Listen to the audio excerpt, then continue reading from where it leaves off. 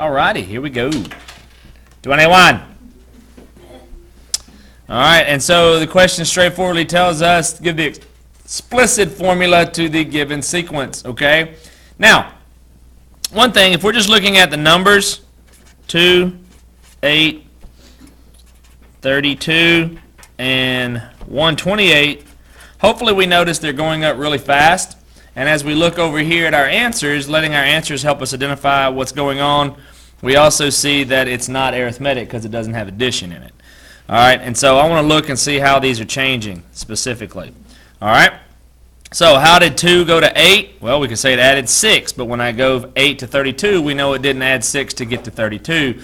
And so with it being geometric, we know geometric changes by multiplication, so I'm going to go 8 divided by 2, and then 32 divided by 8, and then 128 divided by 32. And when I do those in my calculator, I get 4, 4, and 4 to know that they're multiplying by 4 each time. Repeated multiplication says that it is a geometric sequence, and this is my R. Alright? The explicit equation for geometric sequences is A of n equals A1 times R to the n minus 1 power. Alright, so I look for A1. A1 says the first term of the sequence, which is 2. R is next. This is my R, which is 4.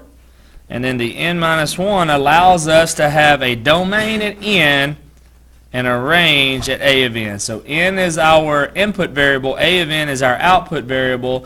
And so I go back to my answers to look, and it's B. I cannot, even though they didn't do this, some questions will multiply those together to try to confuse you. I can't do that based on order of operations.